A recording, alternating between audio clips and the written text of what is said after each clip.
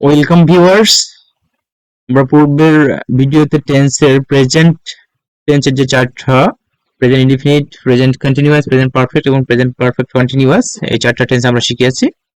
আজকে আমরা জানবো পাস্ট ইনডিফিনিট টেন্স সম্পর্কে। তো পাস্ট বলতে আমরা অতীত বুঝি, আর পাস্ট ইনডিফিনিট বলতে আমরা অনির্দিষ্ট অতীত বা সাধারণ অতীত বলতে পারি।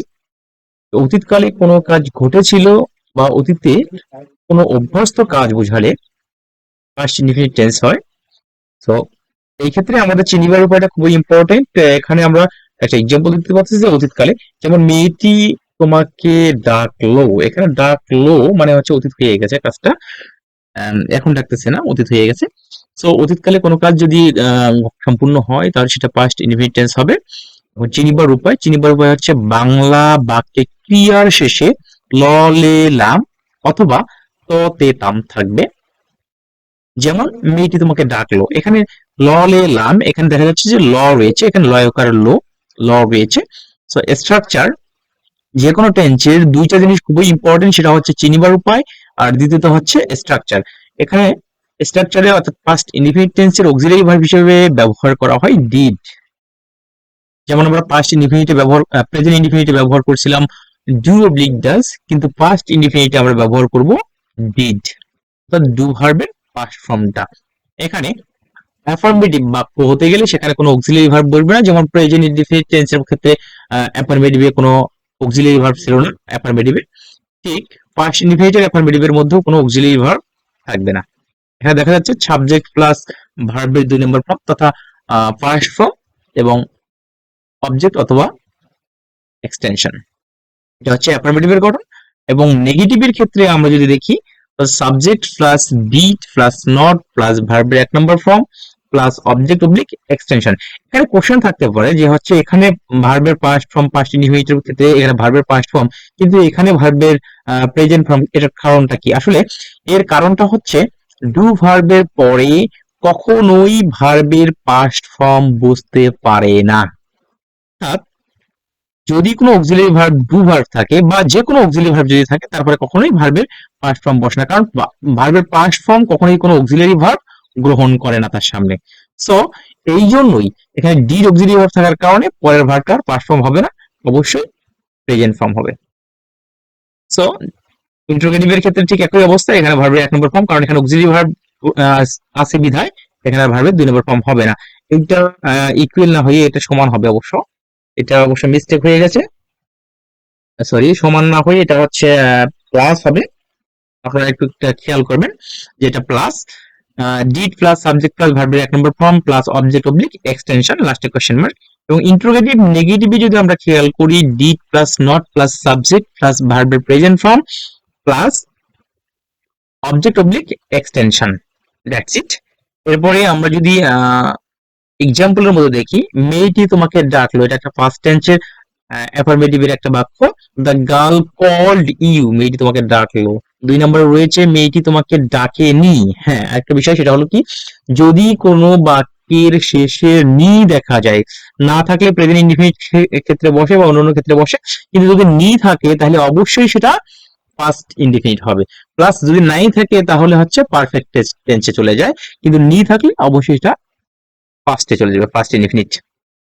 So the girl did not call you, মেয়েটি তোমাকে ডাকলো, মেয়েটি তোমাকে ডাকেনি।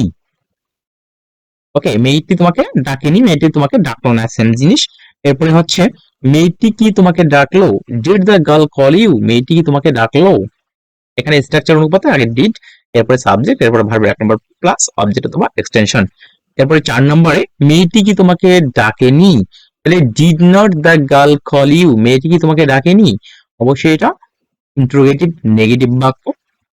এরপরে আমরা কিছু প্র্যাকটিস দেখতে পাচ্ছি, এখানে 5টা টেন্সের প্র্যাকটিস রয়েছে, অর্থাৎ present indefinite, present continuous, present perfect continuous এবং প্রেজেন্ট পারফেক্ট কন্টিনিউয়াস এর পরে হচ্ছে পাস্ট ইনডিফিনিট রয়েছে। যেমন আমরা পিঠা খাই, সো এইটার আমরা পিঠা খাই এর ইংলিশ হবে উই ইট কেক, আমরা পিঠা খাই। আমরা প্রেজেন্ট ইনডিফিনিটের মধ্যে যখন আমরা ভিডিও দেখছিলাম সেখানে আমরা পড়েছি সাবজেক্ট প্লাস ভার্বের 1 number form plus object. So we eat cake, আমরা পিঠা খাই। আমরা পিঠা খাইতেছি, এটা কন্টিনিউয়াস টেন্সের। আর কন্টিনিউয়াস টেন্সের গঠন হচ্ছে সাবজেক্ট প্লাস এমিজার প্লাস ভার্বের সাথে আইএনজি প্লাস অবজেক্ট অথবা extension. So we are eating cake, আমরা পিঠা খাইতেছি, আমরা পিঠা খাইয়াছি বা খেয়েছি। এটা হচ্ছে পারফেক্ট টেন্সের গঠন। আর পারফেক্ট টেন্সের গঠন হচ্ছে subject plus have has plus ভার্বের 3 নম্বর ফর্ম প্লাস অবজেক্ট অথবা extension. So we have eaten cake, আমরা পিঠা খেয়েছি। এরপরে আমরা 2 ঘন্টা ধরে পিঠা খাইতেছি, এটা হচ্ছে প্রেজেন্ট পারফেক্ট কন্টিনিউয়াস এর একটা গঠন, যেটা কন্টিনিউয়াস এর সাথে সময় উল্লেখ রয়েছে, তেসিতেস টেন্সের সাথে সময়ের উল্লেখ রয়েছে, এই জন্য এটা perfect continuous. So we have been eating cake for 2 hours.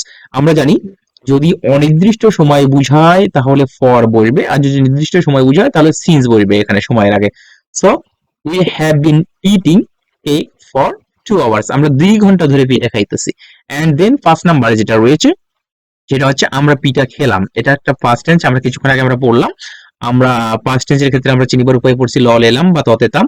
So এখানে রয়েছে আমরা পিঠা খেলাম, এই জন্য এটা পাস্ট টেন্স।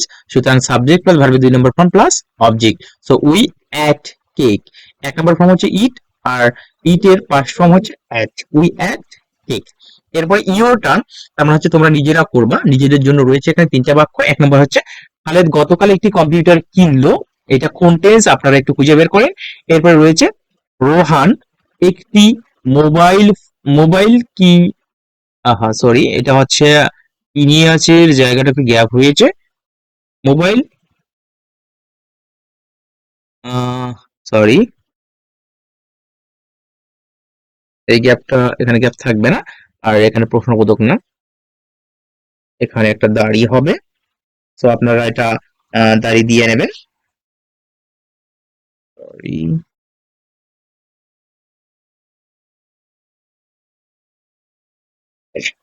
দাড়ি হবে।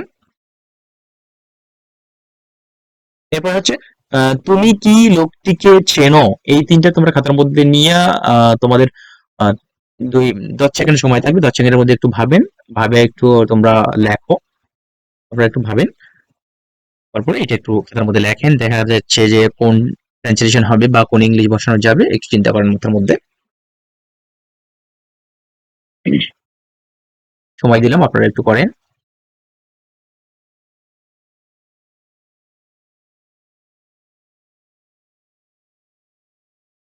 ওকে ফাইন, আমি এর উত্তর দেখে দিচ্ছি, আপনারা মিলাই নেন। খালেদ গতকাল একটি কম্পিউটার কিনলো, এটা হচ্ছে পাস্ট ইনডিফিনিট টেন্স। আর পাস্ট এখানে ললে লাম রয়েছে, সুতরাং পাস্ট ইনডিফিনিট টেন্স হবে।